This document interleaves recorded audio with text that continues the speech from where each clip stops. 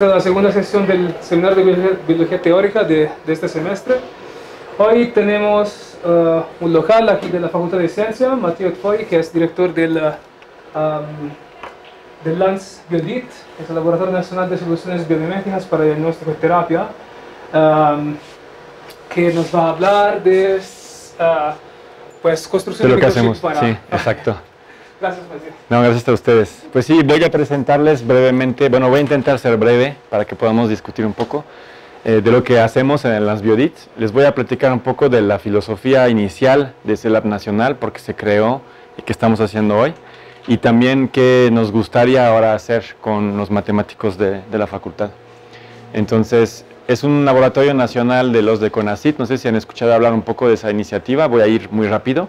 Está en la FAC desde el 2015. Y viene de una iniciativa que ya existía entre el INER y Nutrición, que son dos institutos de salud, nacionales de salud, con la facultad, que ya tenían convenios andando, estábamos trabajando en muchos proyectos, y cuando se abrió el nuevo edificio de la facultad, que seguramente conocen, ya no es tan nuevo, pero pues había que poblar ese edificio, equiparlo con infraestructura. Yo acababa de llegar, no tenía laboratorio, me prestaban una esquinita de un laboratorio de docencia. Entonces se metió la iniciativa Lab Nacional, que consiste en tres cosas. Pues como concentrar una infraestructura de primer nivel que no queremos repetir en muchos lados, para poder entonces en segundo nivel dar servicios a toda la comunidad, considerando que ya tenemos cierta experiencia con esa infraestructura. Y por supuesto, generar conocimiento nuevo y formar recursos humanos de otro nivel, ¿no? Multidisciplinarios. Entonces, justo entre dos institutos de salud y la Facultad de Ciencias, y luego se pegó fisiología celular, materiales, el CENIN en Ensenada, que es de nanociencias, pues trabajamos en muchos proyectos juntos, ¿no?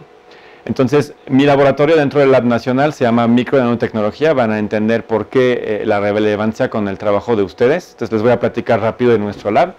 Somos dos responsables solamente y una postdoc desde el año pasado, una postdoc de GAPA. Trabajamos en 4 áreas. Una es el diseño y la microfabricación, que es justamente lo que necesitamos empezar a hacer, como de pensar qué queremos fabricar, y van a ver por qué. El segundo, una vez que ya el diseño y la fabricación funcionan, ya usarlos para hacer bioplataformas, que llamamos chips en general, pero no tienen la misma connotación que los chips que tienen un celular, por ejemplo, los chips electrónicos de los cuales pueden hablar. Cuando ya funciona esto, pasamos a un nivel ya de dispositivos o de sistemas, algo más grande, algo que ya el médico puede usar, porque como que hasta este nivel no les gusta tanto, hay que pensarle, hay que saber cómo seguir un procedimiento, etcétera. Cuando ya es un dispositivo que hace las cosas por ti, es mucho más fácil. Y también como cuando ya funciona todo esto, yo diría hasta este nivel también, generamos muchos datos, muchas fotos. Se imaginarán, en biología se generan muchas fotos, videos también, in vivo a veces en animales. Entonces hay un procesamiento de datos bastante importante. Ahora se usa mucho inteligencia artificial para sacar información, por ejemplo, de velocidad de flujo, movimiento de células, etc. Pero hay mucho que hacer. Apenas tenemos 2 estudiantes en eso. Voy a pasar rápido. Tenemos una página que intentamos actualizar cada semestre, entonces también si nos buscan en los sites de la facultad, ahí encontrarán un poco más de información. Les voy a presentar en 3 diapositivas lo que logramos en 5 años de existencia, bueno, en 4 años de existencia del Lab Nacional, justamente para cumplir esos 3 puntos que el CONACYT y la UNAM nos pedían. Primero, el diseño y fabricación de microestructuras 3D de alta resolución. Con alta resolución me refiero a submicrométrico incluso, ¿no? Algunas centenas de micrómetros, y van a ver por qué es muy importante. Entonces hacemos micromoldes, de los cuales podemos replicar microestructuras para un chip, por ejemplo, porque el micromolde cuesta mucho hacerlo y pensarlo, diseñarlo, pero si ya funciona, queremos poder hacer tantos chips como se pueda.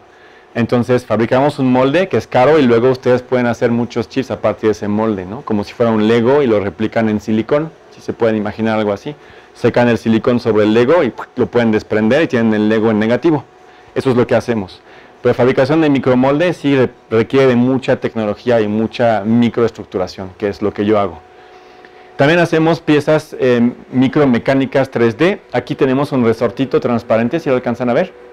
Y nuestro estudiante logró poner uno de sus cabellos adentro del resorte para mostrar justamente el tamaño del resorte. Esto lo diseñamos porque una empresa nos vino a ver con un diseño de microválvula para glaucoma. Entonces lo que quieren hacer es colocar esa válvula check. Aquí es solo el resorte, viene una especie de vástago adentro que se puede mover. Entonces colocándolo por el tamaño que tiene, que es más pequeño que 2 o 3 cabellos humanos, pues cabe perfectamente en la córnea. Entonces cuando el glaucoma causa presión demasiado alta en el ojo, la válvula se abre, saca el humor acuoso y cuando ya la presión se reguló, se cierra, como un resortito.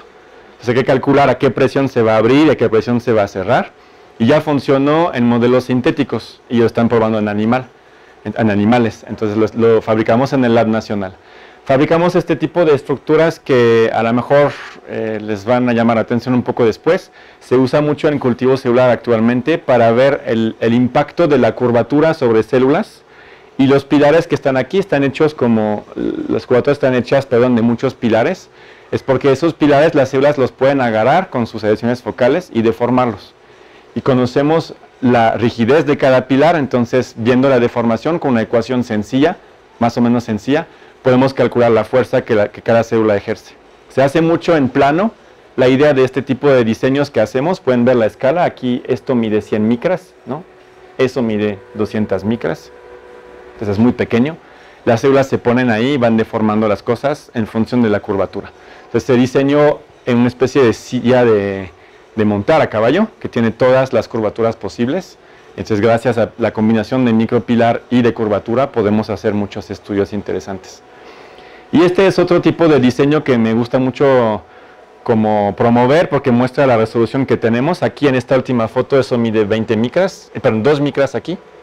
Podemos hacer cubitos de este tamaño, y ahí lo que cambiamos es la fase de la luz. No sé qué tanto les hable esto, pero básicamente la luz cuando interactúa con esa mascarilla completita, que van a ver ahorita en la primera, cuando ponemos un apuntador acá, interactúa con esa estructuración y cada píxel retrasa tantito, como si fuera el popote en el vaso de agua. ¿Ven cómo se desvía la luz por el cambio de índice de refracción? Aquí cada cubito tiene diferentes alturas, entonces cada píxel retrasa el paso de la luz en ese píxel.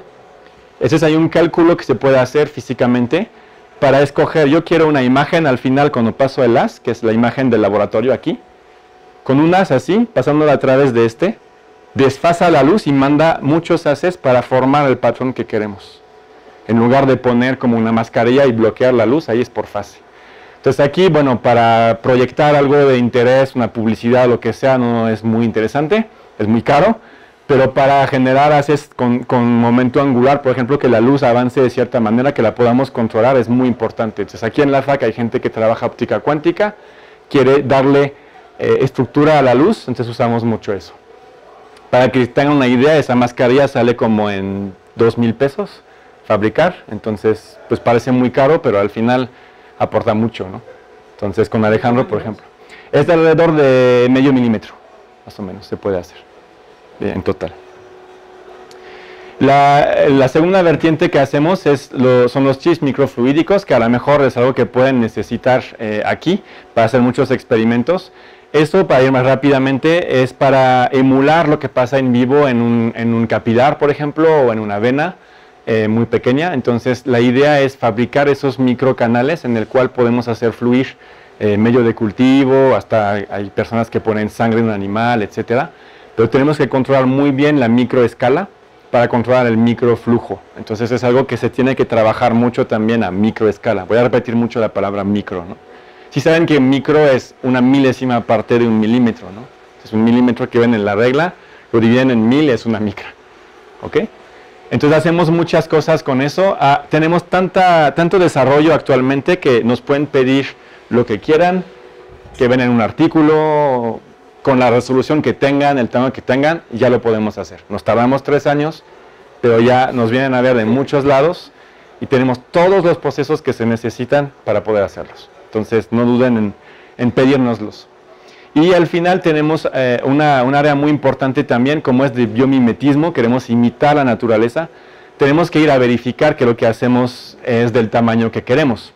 Entonces tenemos toda una batería de técnicas para hacer caracterización, tanto de materiales que fabricamos, como de tejidos que queremos imitar.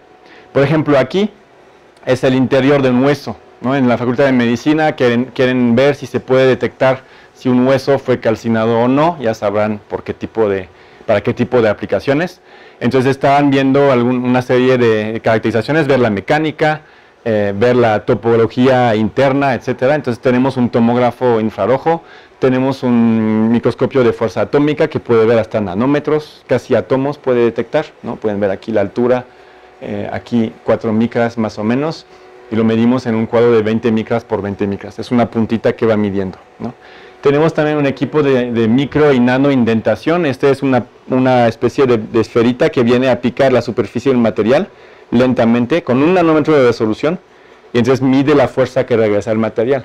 Entonces eso es muy importante en biología para ver la mecánica celular, que es uno de los temas más importantes del lab, en fibrosis o en cáncer, cómo cambia la rigidez de un material. Imagínense la cicatrización después de un rasguño o lo que sea, la piel se vuelve más rígida, ¿no? Pero después que ya se curó o se cicatrizó, pues tiene que desaparecer todo lo que la hizo rígida y que la piel regrese a su flexibilidad normal, su rigidez normal. En algunas enfermedades eso no pasa.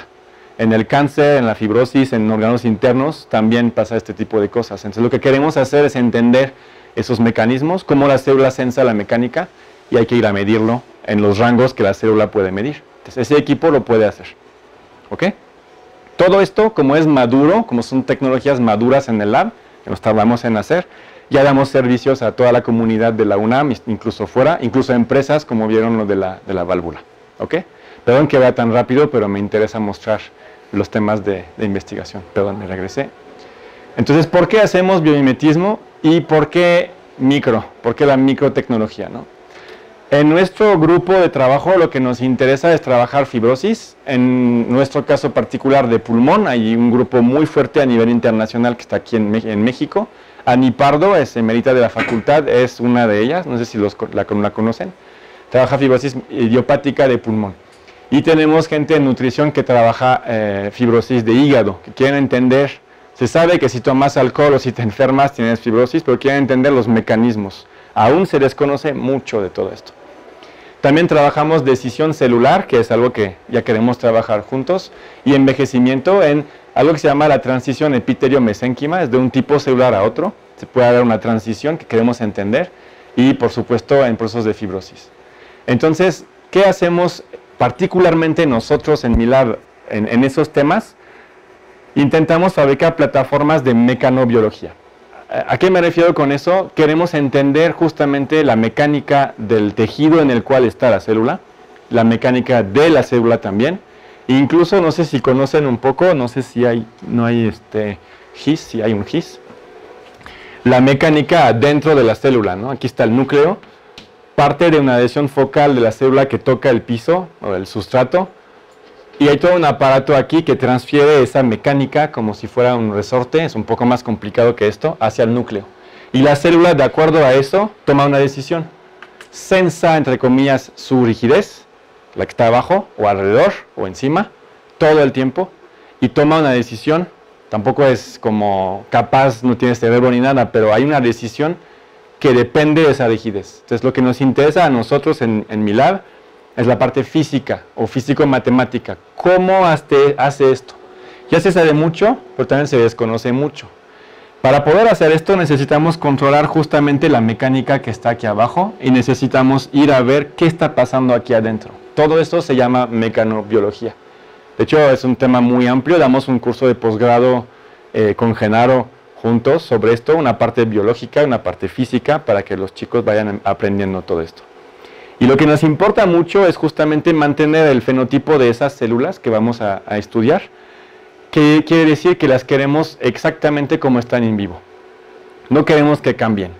Algo que van a ver en una diapositiva que sigue es que todo lo que estamos usando para cultivar las células las impacta, como pudieron ver aquí. Entonces, si yo las tomo de un organismo y las voy cultivando en algo que es muy rígido, pues no van a comportarse como en el cuerpo. Y de hecho, en cuestión de minutos cambian. Entonces, queremos lograr preservar el fenotipo, por eso el biomimetismo, imitando lo que hay en vivo en un chip. Esa tecnología se llama órganos en chip, y es la tercera parte que tenemos aquí. Y ahí combinamos la microfluídica, el cocultivo célula-célula, porque no solo es esto, son sus vecinas, son las señales químicas, o sea, es un control de muchas cosas. A mí me fascina, como yo soy ingeniero, y te contaba que me fascina imaginarme a la célula como una caja negra, que quisiera ver qué hay adentro, que recibe un montón de señales al mismo tiempo y tiene que decidir a quién le va a poner atención, cuándo y cómo. Entonces es temporal, es multiseñal y hay una decisión inmediata, porque ¿cuál es su función? Preservar su ADN y poder replicarse y preservar su función. Entonces la enfermedad en general y en estas en particular, todo eso es muy, muy importante. ¿Ok? Entonces creo que ya entendieron un poco por qué hacemos microtecnología y biomimetismo en eso. ¿Y por qué en México? Pues porque ya lo están haciendo en muchos lugares y va a haber tecnología que va a permitir hacer pruebas de fármaco, por ejemplo, antes de probar en animal, probar hasta medicina personalizada, tomar sus células, ponerlas en el chip, en un ambiente muy parecido a, por ejemplo, su hígado, y decir, voy a probar esos medicamentos con tus células y ver si te funciona a ti, porque a mí no. Entonces todo esto se está desarrollando en muchos lugares, y pues pensamos que es importante desarrollarlo aquí para dejar de importar siempre tecnología, ¿no? Pero a nivel básico también es muy, muy importante. Esa diapositiva para mí es la clave para que entiendan ese punto. In vivo, lo que pasa, o in situ, el microambiente, como le llaman, el nicho, es clave para lo que la célula hace, para su función. En cualquier momento de cualquier órgano de su cuerpo, en este momento más bien, está haciendo su función porque tiene una geometría particular, una arquitectura alrededor particular, una composición, es decir, proteínas alrededor de la célula muy particular, la mecánica también específica a su función y la dinámica, que por ejemplo aquí hay una división celular al lado, sensa esto, cómo reacciona con esto. Todo esto pasa en todo momento y cuando estamos probando las células para estudio biológico, tenemos un medio como caja de Petri infinito, estático, uniforme y muy rígido. Para que tengan una idea de la rigidez, de los cambios de rigidez, una caja de Petri o una caja de poliestireno o de vidrio incluso es del orden de gigapascal. Y in vivo es del orden de fracciones de kilopascales o hasta unos cuantos kilopascales. Aunque no sepan qué son los pascales, que es una unidad de presión, de kilo a giga, si saben la diferencia, ¿no? Entonces estamos usando algo demasiado rígido para probar algo que vive en unos kilos. Entonces estamos mal. Se descubrió hace ya varios años, sin embargo todavía hay mucha gente que sigue usando ese. Y el paradigma está causando muchos problemas, ¿no? Y nos limita en lo que podemos ver. Entonces la mecanobiología está estudiando, pues, qué cambia aquí y por qué puedo conservar ese fenotipo gracias a la mecánica.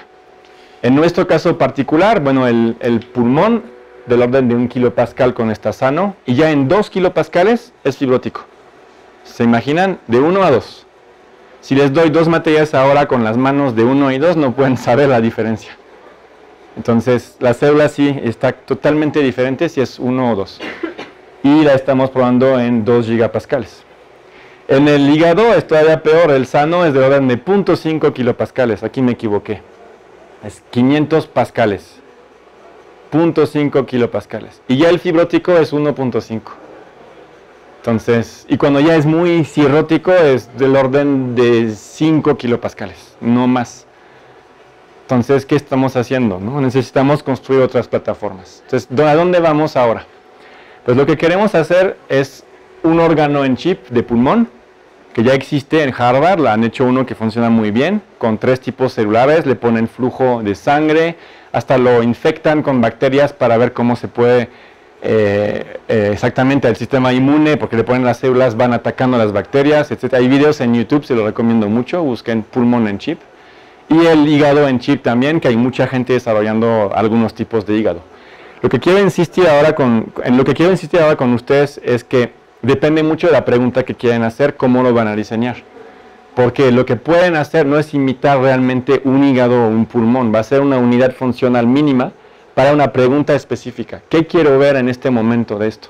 Si intento mantener fenotipo, pero también qué tipo de reto le voy a poner a la célula. No puedo hacer un pulmón que respire por mí y mañana lo conecto y ya no necesito mi pulmón. Algún día quizás lo lograremos, pero no es la función del órgano en chip, ¿ok? Es para estudiar un problema en particular.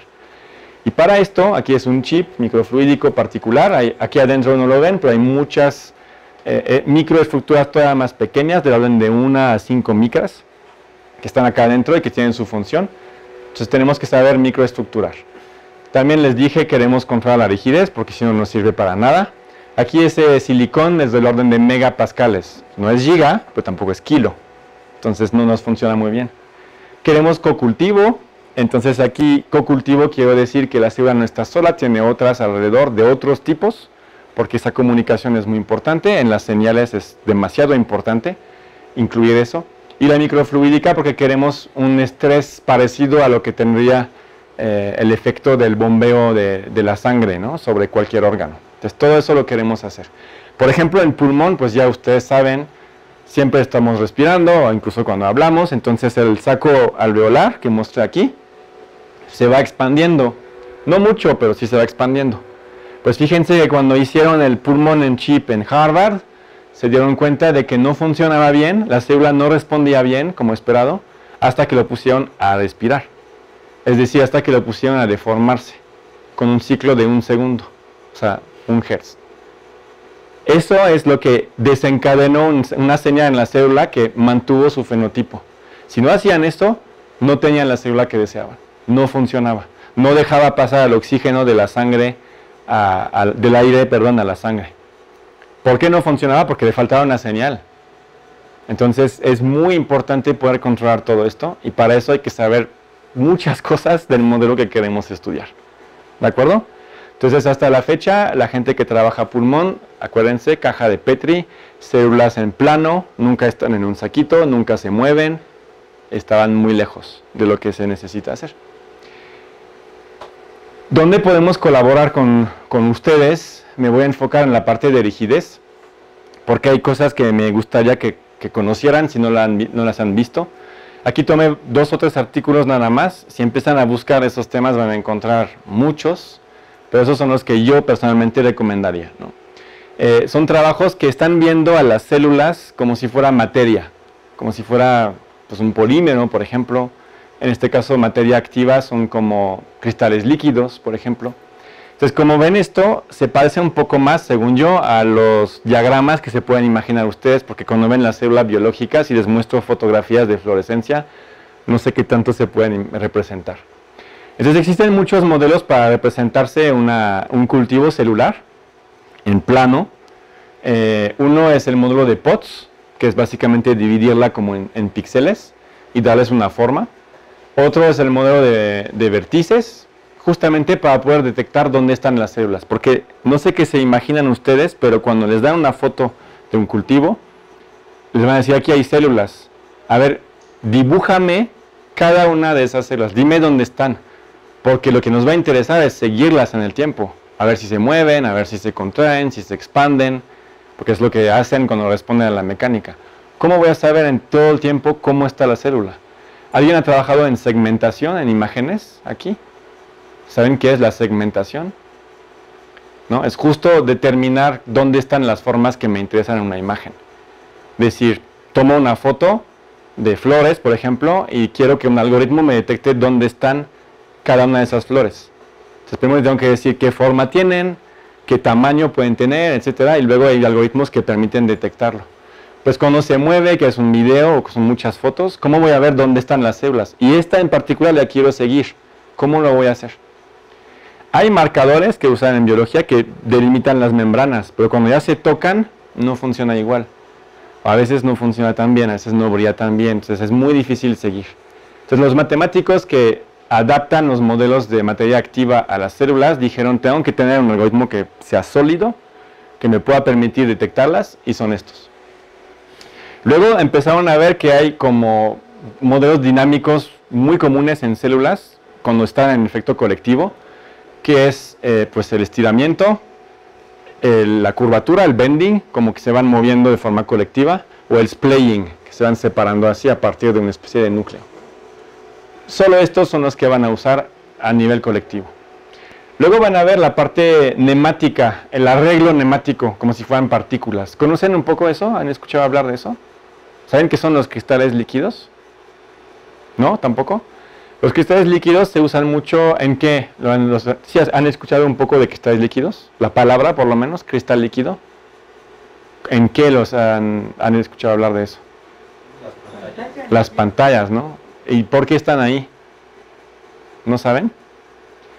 Porque atrás de cada píxel de una pantalla viene una fuente de luz, ¿no? Si se van a cualquier plaza, creo hoy comercial, donde hay anuncios como de video, y se acercan muy muy bien a la pantalla, pueden ver los píxeles están hechos de 3 colores, rojo, verde y azul.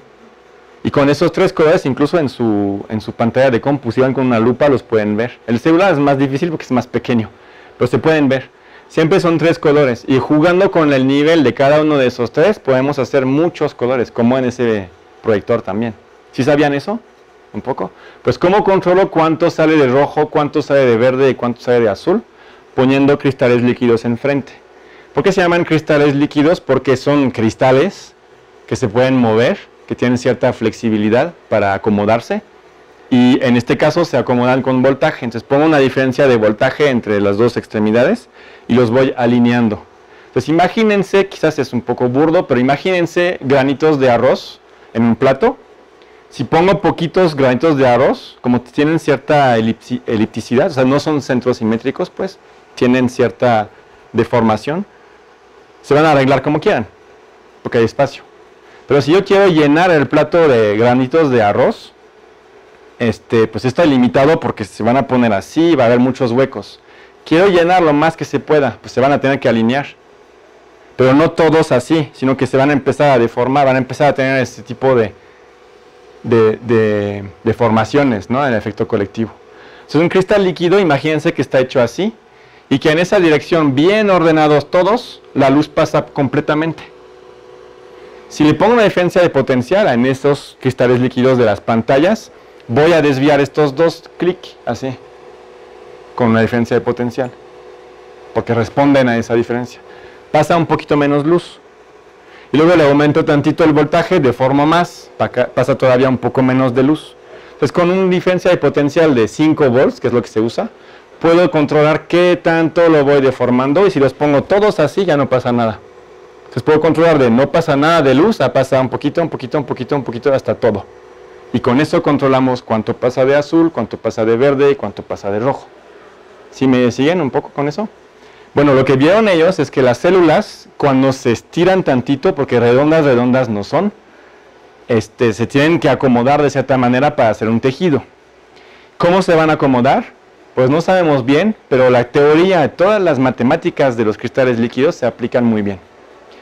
Y ahí lo que surge de este tipo de cristales líquidos, justamente que se pueden hacer, se pueden extender o se pueden contraer, las células también lo hacen. De hecho, las epiteliales tienden a contraerse y las mesenquimales tienden a estirarse. O sea, si están coexistiendo en el mismo lugar, pues hay esfuerzos continuamente. Y esos esfuerzos generan lo que llaman defectos. Esos defectos son los que se utilizan en cristales líquidos. Mucha gente los estudia, hay muchísima literatura. Pero este grupo en particular, Benoît Ladoux es el líder de ese grupo, se dio cuenta que en células tenemos dos tipos de defectos que se llaman más un medio y menos un medio. Imagínense esas líneas como si fueran líneas de flujo, como si fueran muchas líneas de células así que se acomodan. Entonces, como los granitos de arroz, hasta lo pueden hacer en su casa, se lo recomiendo. Pueden escoger diferentes arroces también, porque la longitud va a dar diferentes tipos de comportamiento. Y lo pueden mover tantito. Y van a hacer solo este tipo de deformaciones. Y de repente van a aparecer como una especie de líneas, así, de curvas. En células solo aparecen estos dos, que es algo que se acaban de dar cuenta que pasa, ¿no? Entonces hay muchas publicaciones intentando explicar a qué se debe, por qué existen, qué información nos están dando. Entonces es lo que vamos a estudiar nosotros. En fibrosis, por ejemplo, lo vemos. Entonces in vitro, ese paper les da muchas ideas de qué pasa. Tenemos flujos entre células, abajo de células, encima de células. Entonces están intentando utilizar muchos modelos de cómo se van a acomodar. Por ejemplo, en cierre de heridas, las células, ya se sabe, generan una especie de anillo de fuerzas entre ellas para ir a cerrar ese hueco que no puede estar. sensan que hay un hueco y de alguna manera se organizan y van cerrando. De hecho, si se aprietan mucho, puede haber una extrusión de unas células que se mueren. Está muy bien organizado, o sea, una autoorganización, si quieren, a nivel colectivo, debido a todas las señales mecánicas que hay. Ya cerré, pero yo estoy de más, pues me salgo, me muero y ahí ya no causo problemas. El cáncer es cuando eso no pasa, no me muero y ahí voy a causar problemas, ¿no? Estoy simplificando mucho, pero... Entonces están estudiando todo este tipo de comportamientos. Están estudiando comportamientos muy interesantes también, aquí viendo que hay una especie de movimiento de vortexeo. Se van moviendo, creando defectos. Pero cuando hay una migración, por ejemplo, en un plato pongo células, se van pegando y quieren crecer y crecer y crecer y crecer. Seguramente han visto cosas así, pueden encontrar videos. Se dieron cuenta que hay como células líderes, células que dirigen el crecimiento. ¿Hacia dónde va? Lo que se están preguntando es, ¿por qué estas? ¿Qué tienen ellas que no tienen ellas? ¿Por qué estas están dando vueltas y vueltas? Todo esto es lo que se está empezando a estudiar. Pero no se puede estudiar biológicamente solamente, sino que hay que meter otro tipo de punto de vista físico o matemático, en este caso.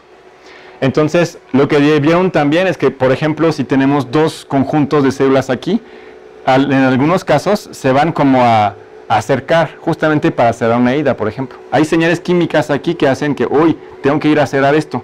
Se van acercando, y cuando se van acercando sale una extensión, se llama la minipodia de la célula, ¿no? Este agarra el piso y se va moviendo, y los demás siguen porque no quieren dejar huecos. Y lo que vieron hace poco es que eso se puede simular como las gotas. Otra vez regresan a la cocina, preparan para la pasta o el arroz que ya se van a comer porque terminaron de jugar con él, ponen aceite en el agua y ven gotas de aceite. Si las observan con el tiempo, incluso sin prender la estufa, las mini gotas que están ahí se van empezando como si se atraen, ¿no? Y se van pegando y hacen una gota más grande, que al inicio tiene una forma extraña y luego, por tensión superficial, se vuelve circular.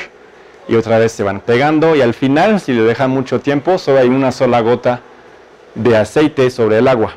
Si han visto eso por lo menos, ¿no? Si han cocinado una vez, lo deben de haber visto. Se dieron cuenta que, por más raro que parezca, las células así, incluso en plano, también tienen esa especie de comportamiento. Midieron el ángulo de contacto con el agua y se dieron cuenta que es como si se volvieran hidrofóbicas, como el aceite con el agua. No se quieren mezclar, se van acercando y ¡pum! Después se forman bien y cierran el hueco que estaba. Todo esto es bastante nuevo, es del año pasado o antepasado, a la fecha se está estudiando mucho. Pero no se puede solamente observar sin herramientas matemáticas para intentar explicar qué está pasando. O sea, hay muchas partes físicas y matemáticas en todo esto. Esto es un poco lo que les platicaba, cuando están lejos una de la otra, cómo sensan la mecánica del sustrato, cómo sensan como conjunto, etcétera. Voy a pasar rápido. Hay un paper muy bueno de Ladou otra vez, donde puso una pista de carrera, le llama, circular. Entonces un microcanal como los que les mostré. Imagínense, ese anillo es un hueco, es como un canal, ¿no? Abajo del plano, y pone algunas células ahí separadas. Entonces van creciendo, se van pegando, y como están confinadas, se sabe que confinadas se quieren mover algunos tipos celulares, ¿no? Entonces se están moviendo tantito, pero ¿para dónde? Quieren entender por qué decide irse para allá o para acá. Cuando llenan todo el circulito, toman una decisión como colectivo de me voy para allá. Entonces van dando vueltas todo el tiempo. Y les toman videos, calculan la velocidad en función del ancho del canal. O sea, son muchas cosas que se están preguntando a nivel físico. Pero ¿por qué de repente esta va para acá, esta va para allá, se mueven así? Y cuando se conectan y cierran todo, escogen una sola dirección y de ahí no se mueven, no cambian. Observan como modos mixtos, en el cual... Hasta que se toquen todos, sí. Okay. Exactamente, hasta que sea un conjunto completito. Los subconjuntos sí se mueven de forma diferente, pueden hasta cambiar de dirección. Pero cuando ya se cerró todo, hay una sola dirección. Es muy, muy interesante. Entonces están estudiando esto y lo están intentando relacionar con el estrés, si es mecánico solamente o a qué se debe, ¿no? Un poco como la célula líder, ¿no? Porque ella se va y las demás lo siguen. ¿Y siempre es en la misma dirección? No, no, no. Ya, o sea, a veces cambia, pero una vez que ya se cerró, esa dirección ya no cambia. al menos de que la separes otra vez, y entonces podría cambiar, pero que haz de cuenta como si estuviéramos en una alberca así, y todo el mundo se mueve, y cuando ya nos damos la mano, pues como que ya nos tenemos que mover todos en un solo lado, porque si no, pues o estamos parados o chocamos todo el tiempo. Entonces, ese grupo también ha publicado hace un año y medio, hace un año creo, un paper en Nature donde compara los efectos colectivos de células a corredores de maratón. Entonces, toman todos los efectos con cámaras de el arranque del maratón, acaba de pasar aquí, no sé si han visto, es un desorden al inicio, todo el mundo chocando así, y el keniano líder, que él sabe que tiene que estar primero, se deshace de todos y se va, ¿no? Y los demás van siguiendo. Pues toda la física y todo el comportamiento colectivo del arranque del maratón y después ya el flujo continuo, se adapta perfectamente a las células en un canal restringido. Entonces es una física que rebasa las escalas, ¿no? Es como una ley de potencias, se ve a todas las escalas. Las aves también que se mueven en conjunto, etcétera. Como que no hay una que dice vamos todas para allá y luego todas para allá, sino que para no chocar o fluyen o se mueren, ¿no? Básicamente. Entonces las células se comportan de forma muy similar. Una vez que se tocan, quedan pegadas por adhesión celular. Exactamente. No se pueden separar. Por unión célula-célula, sí. Por eso funciona con algún tipo celular. Les estoy hablando como si todas las células hicieran eso, no, hay que ir a ver qué tipo, etcétera. Sería interesante hacer un experimento con personas, literalmente. Sí. Como decir, cada persona tienes que moverte o derecha o izquierda, pero tienes que moverte todo el tiempo. Si tocas a una persona, no la puedes dejar. Exacto. Y ver si una vez que se forma la anillo, todo el mundo... Es una muy buena idea. Muy buena idea. Y al promedio. Sí, hay que hacerlo. Pero ya quiere restringir su movimiento, sí. Que no se puedan mover tanto. Y ver en función del pasillo qué tanto se mueve. Es una muy buena idea. Muy buena idea. Otra cosa que es muy importante comentarles es que la curvatura, les comentaba al inicio, es muy importante. La célula lo sensa y responde a ella. Entonces, cuando hablo de curvatura, imagínense un tubito, es muy fácil verlo así. Si ese tubito crece, pues el radio crece también, ¿no? Entonces, esas células abajo sensan la curvatura y reaccionan. Entonces, es muy diferente una célula de un capilar de una célula de una arteria, por ejemplo. Entonces, lo que están estudiando ahora es cómo afecta eso. Y un lugar donde es muy importante la curvatura es su intestino. La parte responsable de la digestión, no sé si sabían, pero el tubo en el cual se pasa la digestión al final, el intestino largo, el grueso, gracias, tienen microvellosidades, tienen micro como vellos, pero no son vellos como de cabello, son células que hacen esta estructura. Si desaparece de eso, en un día o dos nos morimos, ¿no? Es muy importante. Pero esto, no me acuerdo bien exactamente cada cuánto, pero según yo cada 1 o 2 días, es una cuestión de pocos días, se recambia continuamente. Y viene de células mesenquimales acá, como células troncales si quieren, que pueden diferenciarse a lo que sea, que por esa curvatura tienen una señal de me tengo que subir. Y se suben como si fuera un tren, y ahí se van moviendo. Entonces, se van moviendo y van siempre recambiando esa pared de la microvellosidad. Entonces aquí tenemos un pozo muy pequeño, que aquí ni siquiera lo pusieron, pero hay un pocito donde está ese foco de células que siempre se van a diferenciar y de ahí se suben. Y aquí, cuando ya pasa la digestión, se van arrancando, se van muriendo, van haciendo lo que tengan que hacer y ya se van. Pero se van recambiando continuamente. Pues esta curvatura, si la cambian, si hacen una estructura donde intentan diferentes curvaturas, no funciona, no suben. O suben demasiado rápido. Entonces, ¿qué pasa? Pues pasa extrusión y se mueren otras. Entonces, pues puede ser un cáncer, puede ser una enfermedad muy grave, etc. Hay muchas cosas que no nos podemos imaginar que pasan, pero ahí es mecánica y curvatura que dictan básicamente ese comportamiento. Es muy importante. Una cosa. Sí. ¿Cuánta importancia se da, por lo menos la gente piensa dar digamos, los motores moleculares, a la parte epigenética que está al interior en términos de estas decisiones? ¿O es o la gente se imagina algo muy morfogenético, muy físico?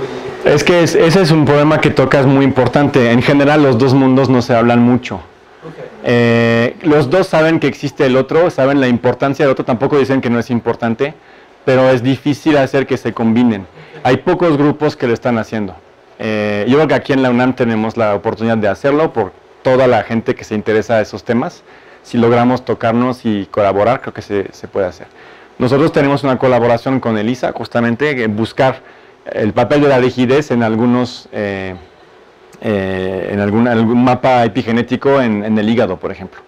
Entonces, es tan complejo también, necesitas tanta información experimental que mucha gente que trabaja eso dice, no voy a hacer un experimento más nada más porque me lo pides. O sea, si logras hacer que los dos puedan retroalimentarse, pues es muy útil. Porque aquí lo que nos ayudaría es que ellos nos digan, no hagas los 3 experimentos que quieras hacer, el más importante es este. Esa ruta es la que va a dictar el destino final. Entonces ya sabes que no vas a gastar tanto en otros experimentos. Eso es el fin último, ¿no? No sé si lo logremos, pero hablarse es importante, es muy importante. Pocos grupos lo hacen. Aquí son unas fotos de lo que les comentaba, otra vez ven a Ladoux, ¿no? Ese es un paper de Advanced Material, entonces esos son fotos reales de cómo están las células ordenadas en una monocapa, donde están puestas sobre un sustrato rígido y se van moviendo, ¿no? Entonces, como pueden ver, tienen todos los tipos de defectos. No se forman naturalmente estos, si no mal recuerdo, los tienen que formar confinándolas. A ver, voy a poner 10.000 aquí y les pongo un anillo, no se pueden salir. ¿Qué van a hacer?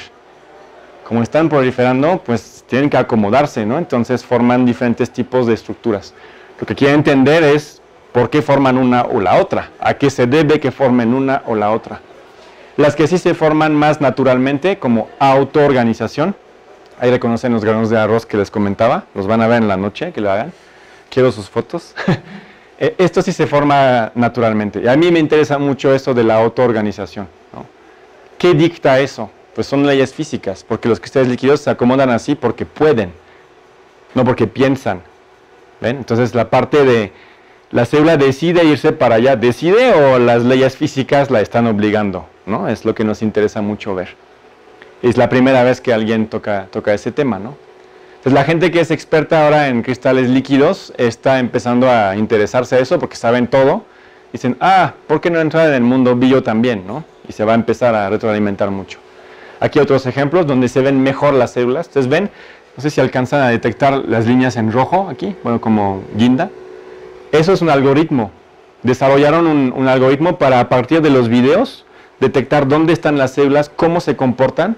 De esto sacan las famosas líneas de flujo que están entre ellos, como si existieran estas líneas que los van como guiando. Porque me puedo imaginar que pongo agua y va escurriendo el agua y los va guiando, ¿no? Pero aquí, ¿qué es lo que hace esto? No sabemos. Entonces, intentan meter esa teoría y ven los defectos. Y al mismo tiempo, lo que tiene ese grupo, que es muy bueno, que estamos desarrollando aquí, le ponen lo que llaman microscopía de fuerza de tracción. Le ponen muchas micropartículas fluorescentes en el sustrato. Esa es la célula que se pone ahí y deforma, voy a tantito tocar aquí, deforma el sustrato muy poquito, aquí lo estoy exagerando. Con microscopía puedo ver las partículas cómo se mueven en tiempo real, entonces puedo tener un mapa de fuerzas o desplazamientos. Entonces puedo ver, además de ese defecto, miren la fuerza que tengo acá.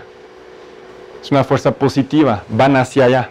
Y en este defecto que se parece, que se va para abajo, si lo visualizan, aquí la fuerza es negativa, es como si lo estuvieran jalando, porque pueden ver esos esfuerzos. Entonces, combinando esta visualización con esa medición, pues pueden empezar a entender qué está pasando ahí, ¿no? Y en procesos in vivo pasa mucho de esto. Otra cosa que me gusta mucho, que me gusta platicar con ustedes, es un trabajo, de hecho, de Guillaume Charras, es otro francés que está en University College London. Él acaba de sacar un paper que te voy a mandar, salió hoy, bueno, ayer creo. Él busca modelos ya como de ley de potencia, de fenómenos celulares, y busca ecuaciones constitutivas, modelos de que ya estoy describiendo al modelo celular como en física, ¿no? Si tengo todos los parámetros mecánicos de la célula, puedo describir qué le va a pasar. Entonces, lo que están haciendo en este caso es que están haciendo una presión constante, una indentación constante, una deformación constante, como si yo me sentara en un tipo de sillón como este. ¿Ven? Me siento ahí y mi propio peso deja una deformación constante. Si se quedan 30 segundos sentados ahí, dicen, está bien, está acolchonado, o sea, me siento bien. Si se quedan una hora, empieza a sentirse incómodo, ¿no? Como si fuera rígido. Eso es un efecto físico de viscoelasticidad, el material disipa el esfuerzo. Entonces miden en función del tiempo el estrés cuando ya estoy sentado en la silla. Bueno, en este caso cuando ya deformo la célula o la monocapa. Miden ese estrés. Entonces, por ejemplo, agarran la célula, la deforman y miden ese estrés. Y después de un rato, pues ya no hay estrés. Baja con el tiempo. ¿Lo ven? Se llama un ejercicio de relajación. Eso lo hacemos en el laboratorio con los materiales. De esto hay un modelo físico padrísimo que te da todas las propiedades mecánicas del material. Todas. Como qué tanto de resorte tiene, qué tanto de viscosidad tiene, tienes todo. Lo que se le ocurrió a este grupo es decir, si me voy a ver muy de cerca esto, voy a encontrar, bueno, le quito, perdón, la parte final, que es como la elasticidad final del material, le resto a esa gráfica ese valor, tengo esto. Lo paso a log y veo como 3 fases. ¿Sí las ven? Una de ley de potencia, una ley exponencial y un plato, que básicamente es la parte final. Entonces empezaron a ver el modelo mecánico de las células y de los tejidos, no como un resorte, de lo estiro, se regresa, sino lo estiro así y veo qué pasa y me doy cuenta que es mucho más complejo, por todo lo que tiene adentro, como si fuera el sillón. Tiene una espuma que está hecha de muchas moleculitas que son como resortes, y entre las moleculitas, las fibras, tengo un gel a lo mejor, o aire, entonces tengo una viscosidad, y luego como se entrecombinan tengo otro resorte, etc. Entonces intentan ver cómo se comporta. Y él dice, pues yo voy a ver ese material por cómo se comporta, como un resorte, aquí, entonces lo presiono y se regresa, pero en paralelo a este, tengo un amortiguador, como el del coche, que hace que justo disipa, ¿no? Cuando voy a un bache, pues la rueda puede bajar y subir, y yo dentro del coche es como si no sintiera nada. ¿Sí ubican el amortiguador? Y le puso un elemento ahí que dice que es dinámico, que representa una parte de la impotencia y una parte exponencial. Y ahí va poniendo ese modelo y compara contra el experimento. Y es un modelo que funciona súper bien. Ese es del año pasado. Y justo ve la parte celular, la parte tisular como un material y dice cómo se comporta. Entonces combinar esto con lo que vimos antes aporta muchísima información. ¿Sí ven un poco a dónde va? Son ecuaciones que a mí cuando las veo me quiero ir corriendo, pero pues ya con más calma y con los estudiantes que sí le echan más ganas, podemos desarrollar muchas cosas. Gracias a ese modelo, para que vean el potencial, hicieron un experimento muy sencillo para ellos. Con un microscopio de fuerza atómica, tienen una micropunta aquí, con una esfera. La recubren con un anticuerpo que se va a pegar específicamente a la célula. Solo hay la célula, se pega aquí y lo jalan. Y luego lo regresan, y lo jalan, y lo regresan, y lo jalan, y lo regresan. Como si fuera esa deformación constante por un tiempo, luego la relajan, luego vuelven a estirar y la relajan. Si hago esto con un resorte, siempre regresa al mismo punto. ¿Sí han jugado con resortes? Si lo hago con ese sillón, esa silla lo pueden hacer. Lo hago así, ¿ven cómo se tarda en regresar? Y va a depender de la frecuencia a la cual lo hago también. Si lo hago muy rápido, a lo mejor ni veo diferencia. Si lo hago muy lento y estoy sentado una hora y me levanto, se tarda en regresar. Escogen una frecuencia que vieron que ya baja a su nivel estable. Vuelven a estirar y lo relajan. Vuelven a estirar y lo relajan. Y como pueden ver, experimentalmente la célula mantiene como cierta memoria. Nunca regresa a su punto exacto. Eso se debe a lo que estamos trabajando nosotros, tenemos un modelo, a que el núcleo se deformó. Tuvo que responder rápido a esa deformación súbita, entonces se deformó. Y él no regresa tan rápido. Porque su información es muy valiosa, es muy protegida, entonces está un poco más rígido, si quieren, un poco más plástico, se queda deformado. Cuando ocupan los modelos que todo el mundo usaba antes, ninguno puede, teóricamente, recuperar la información experimental. Pero ellos con su modelo, ¿se acuerdan? Del elemento diamante exponencial potencia, amortiguador y resorte. Sí se acerca muchísimo más a este. Muchísimo más. Es el mejor por el momento. Es el que mejor se ha encontrado. Entonces mucha gente está buscando ver esto a qué se debe. ¿Dónde tengo resortes? ¿Dónde tengo amortiguador? ¿Dónde tengo ese elemento raro? ¿A qué se debe físicamente? Es lo que nosotros estamos buscando ahora. ¿Qué moléculas hacen esto? ¿De acuerdo? Una muy importante es la que recubre el núcleo, que cuando se deforma se pone mucho ahí como para protegerlo, pero deshacerla es más difícil. Entonces puede explicar este tipo de comportamientos. Perdón que me mueva mucho, ¿eh?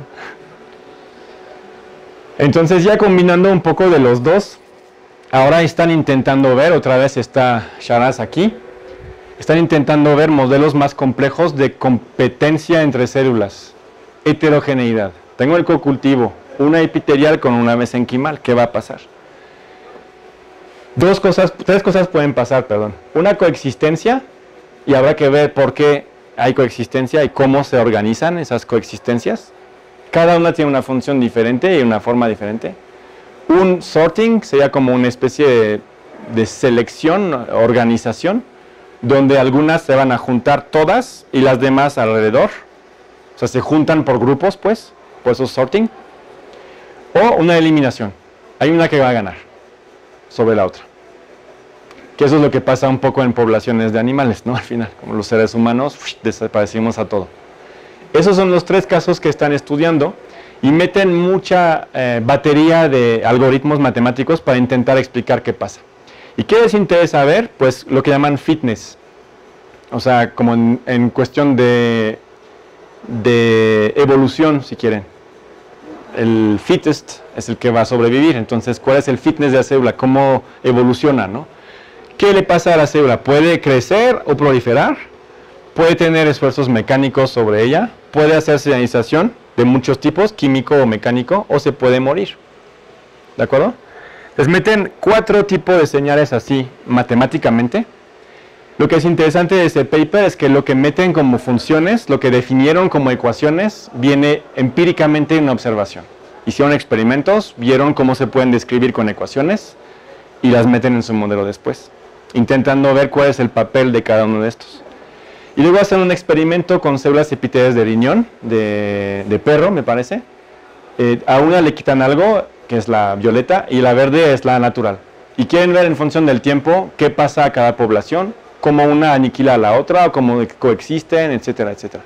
No voy a entrar en detalles porque es muy pesado el paper, pero lo que les quería mostrar es que para hacer esto necesitan también desarrollar una gran batería de herramientas, primero de visualización, de segmentación, les comentaba hace rato, además de ver dónde están las células, que aquí alcanzan a ver algunas, marcadas fluorescentemente, quieren separar las poblaciones, ver cuál es el tipo A, cuál es el tipo B.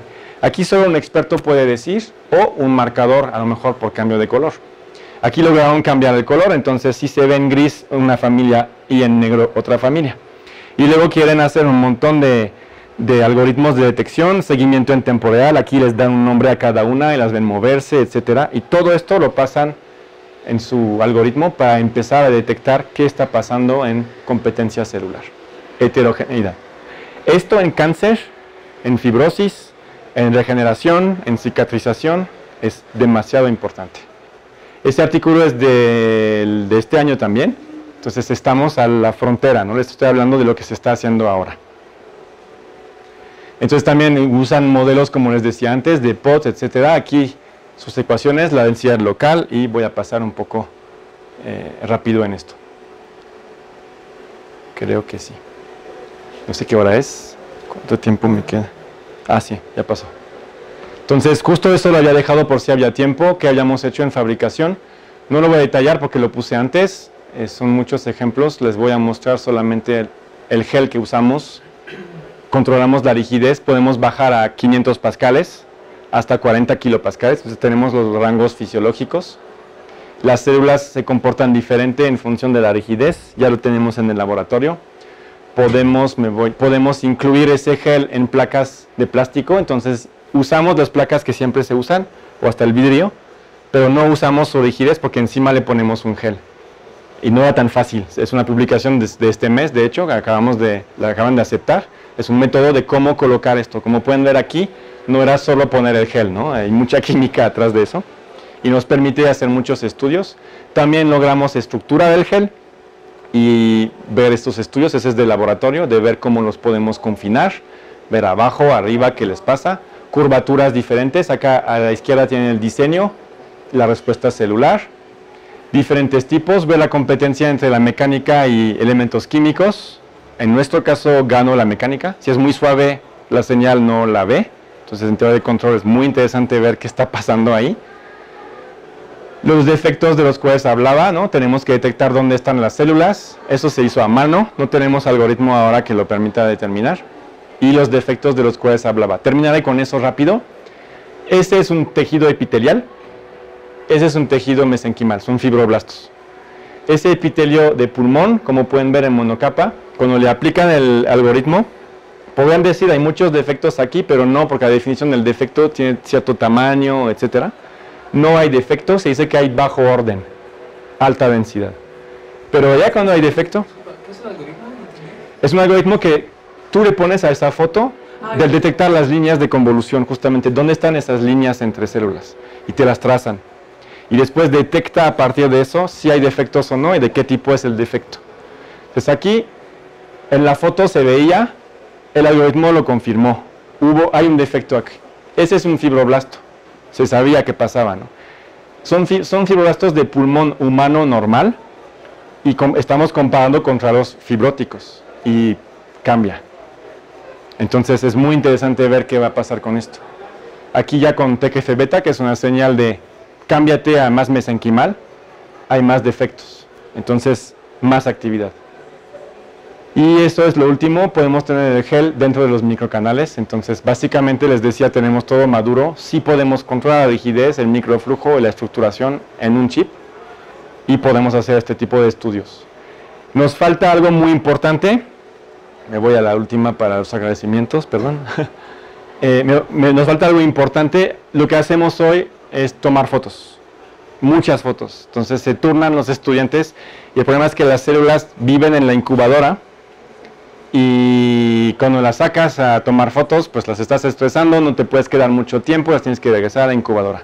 ¿Por qué está en temperatura solamente o luz también? 37, la luz no tanto, la temperatura, el CO2, el oxígeno, todo eso influye mucho. ¿Y no han modificado una incubadora para el... Sí, estamos fabricando, tenemos una que hayamos hecho hace mucho, pero por alguna razón, a pesar de los sensores que te dicen que está bien, no lo hemos logrado implementar bien.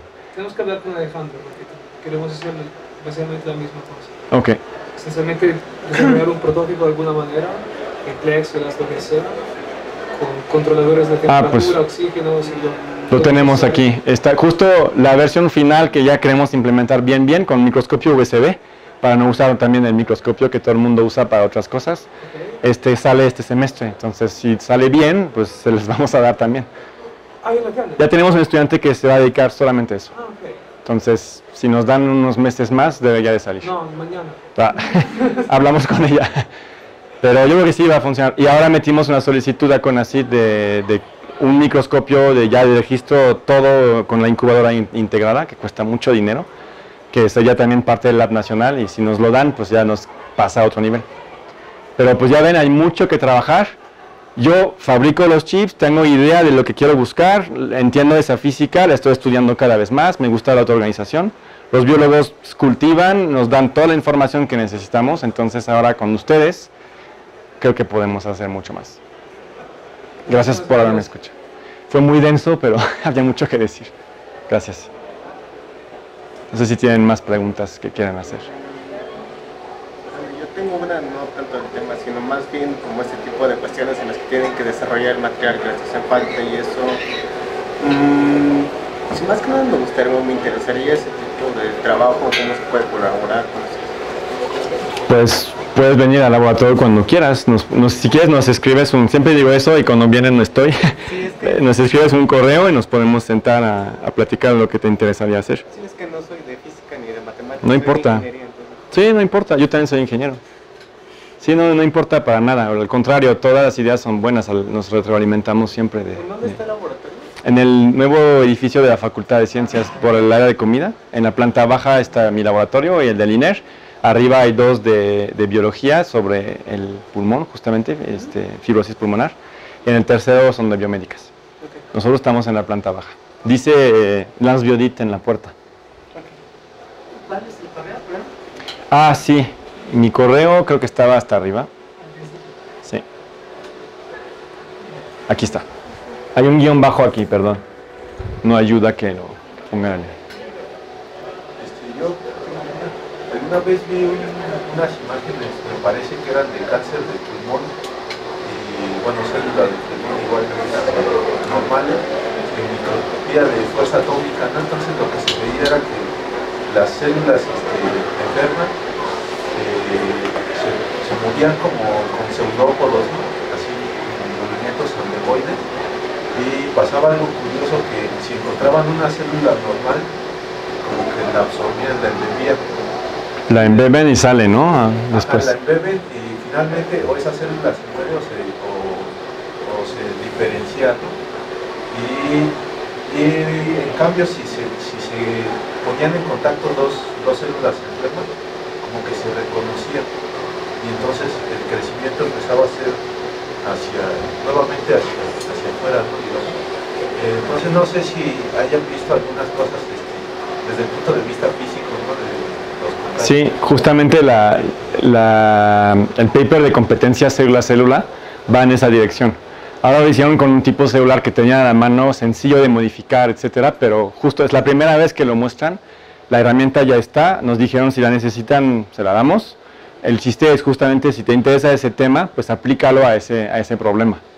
Pero es exactamente esto, entender físicamente por qué hacen esto, por qué la otra se deja, entre comillas, por qué hay una líder, por qué hay una follower, por qué hay un seguidor, por qué hay una que gana sobre la otra, es lo que quieren entender. Porque si entiendes eso, a lo mejor puedes desarrollar medicamentos que permitan revertir ese problema o atontar las que son líderes o cosas así. Y sí, porque, o sea, finalmente desde el punto de vista biológico se cree que debe haber una molécula, ¿no?, que sirva de señalización. Sí.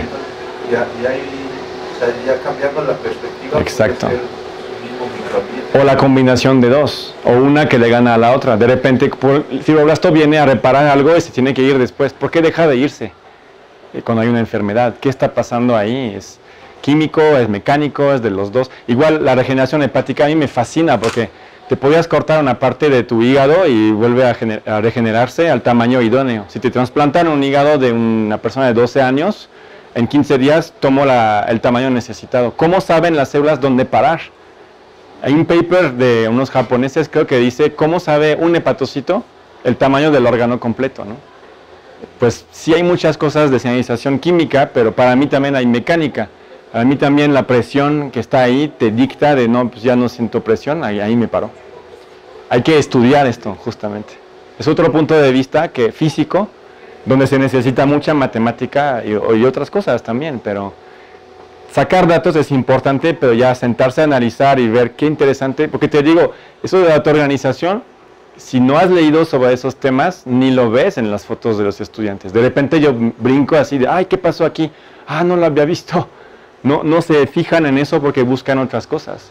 Combinar los dos es lo que nos va a hacer crecer, yo creo.